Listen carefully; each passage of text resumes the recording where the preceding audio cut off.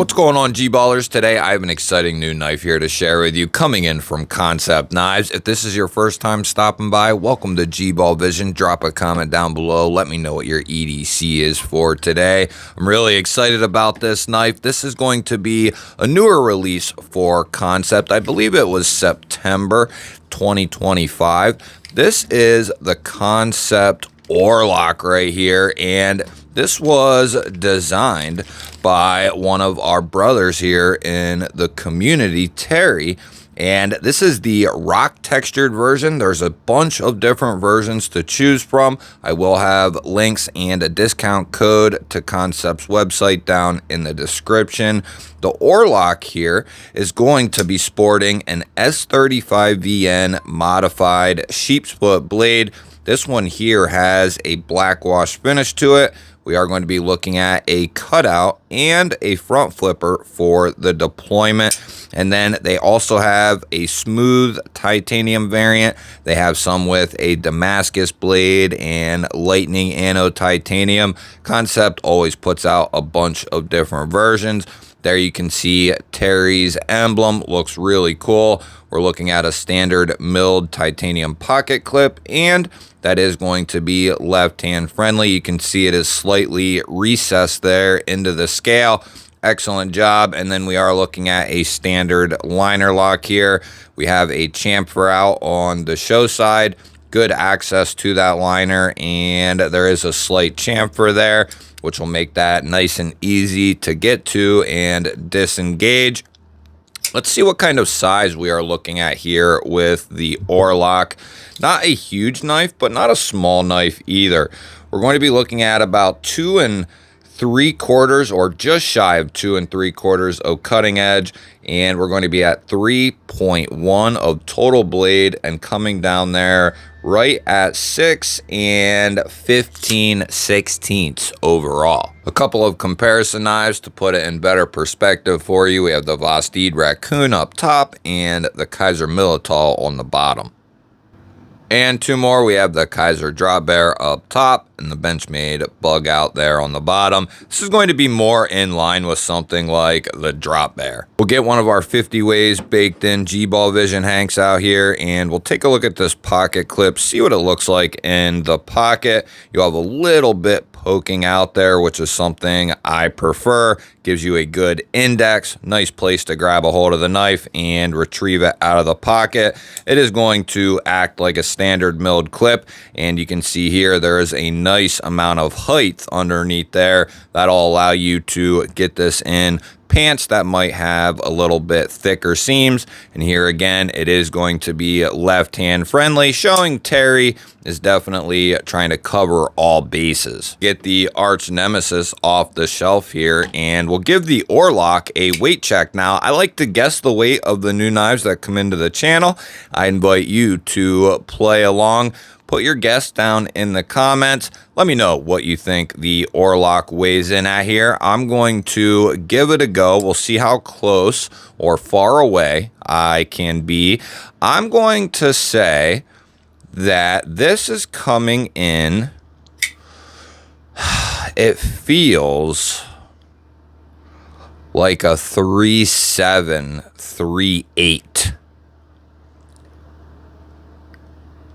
3.8, and it might be a little bit more actually.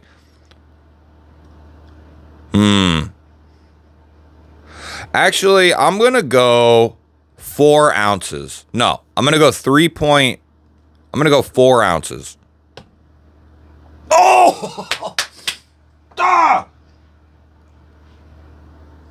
I'll take it. That's not too shabby. 4.3 ounces and 122 grams. We'll get our calipers out here, and we'll get a couple of measurements on our handle and blade here. We have 0.51 for our handle thickness, 12.9 millimeters. We'll go to the blade stock here, a nice healthy blade stock, 3.9 millimeters and 156 thousandths. So a nice healthy blade stock. We'll get a measurement here behind the edge, try to get a good hold, and We'll go with that spot right there, and that's going to come down 20 thousandths behind the edge in that particular spot. Let's see how the Orlok cuts out of the box. We'll use our standard catalog paper here, and a sheep split blade like this is going to be a great utility EDC knife. Definitely built for hard work. I love the harpoon here, the harpoon sheep split. We've been seeing a little bit more of that style here lately, and I am here for it. Let's see what kind of edge this bad boy has on here, and I can say, just from lots of experience, Kansept is just, they're doing such a good job. It needs to be recognized that they are doing such a good job. In 2025, they have just done a tremendous job on the Tenable line, on the Kansept line. Everything that they have done has been a huge success, in my opinion. They have really put out some cool models, and they always seem to keep the price very affordable. They're putting out knives with DLC and keeping them between $200 and $250.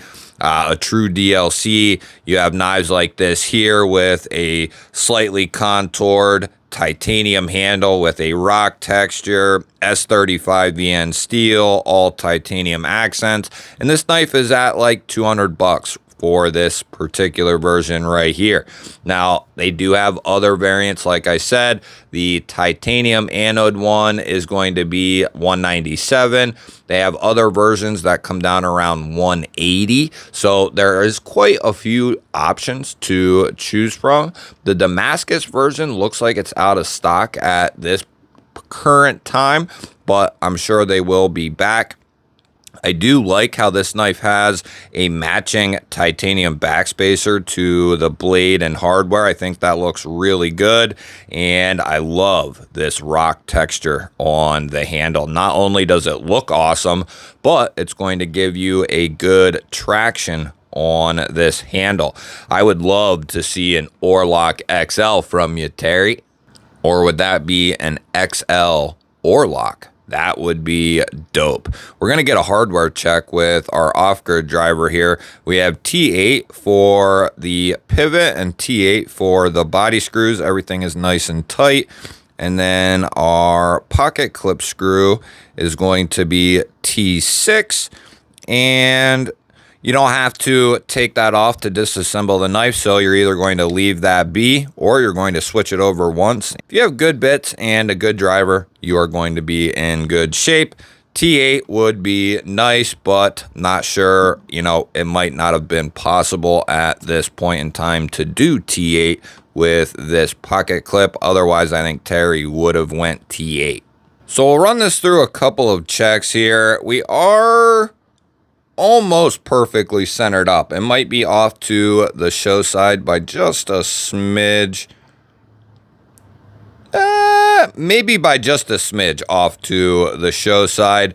As far as the detent goes, it is on point. Kansept has absolutely dialed in their pocket knives for action here over the last year and a half. Cutout works fantastic. Both sides easy to get to and open up. That front flipper is designed well. This is exactly what you want to see. You have a little bit of space from the handle, and then you have a little bit of height that goes above the top of the frame here, and that combined with a good detent, very good recipe for front flipping action. Let's see what the spine whacker has to say about the Orlok here. Nice smooth closing action as well. Like I said, we are looking at a standard liner lock. Pretty early lockup there. Black wash blade, black wash liner. We have to this day not had a Kansept or Tenable knife fail the spine whack test, and that is a testament to Kansept's QC.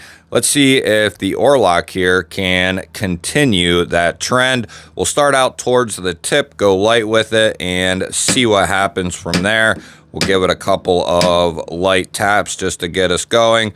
close it, and we'll check it here. I don't feel any movement, and just because we have early lockup does not mean you're going to have an issue with lockup. It has been proven time and time again that you can have early lockup and have a strong lockup. There are instances though where if you have too early of lockup, you can experience some problems. I don't think that is going to be a case with this knife. We'll go to the middle here and give it a couple of triple taps. We'll close it and we'll check it. And I don't think we're going to have any issues out of this guy here. Very good. Right there is another example of early lockup and still maintaining a nice strong lockup. I love this little 50-50 area here. You're not losing much edge at all. Good sharpening choil area, but that's going to allow you to choke up right behind that edge, give you a ton of control, and your thumb just kind of nestles in right behind that poon area. So very comfortable in this standard grip here. And that's also going to allow you to get up on that tip if you need to be more precise or more detailed. Just an excellent layout. I'd love to see though an XL Orlok. I think that is definitely something that should be being worked on there, Terry, don't you think? I think so. Just give us an XL Orlok as well. That way he's got a bigger brother. I think that should be in the cards for this feller. You'll have to let me know down in the comments, what do you think of the Orlok here? I look forward to hearing your thoughts. Don't forget, there are links and coupons down in the description that'll take you over to this knife and many others. Don't forget to hit that thumbs up button. I truly appreciate it. If you want to continue to see daily knife and EDC content, make sure you're subscribed. I'll pop a couple of new videos up. Go check one of them out. Have yourself an awesome day. Thank you all again for watching. I'll catch you on the next one.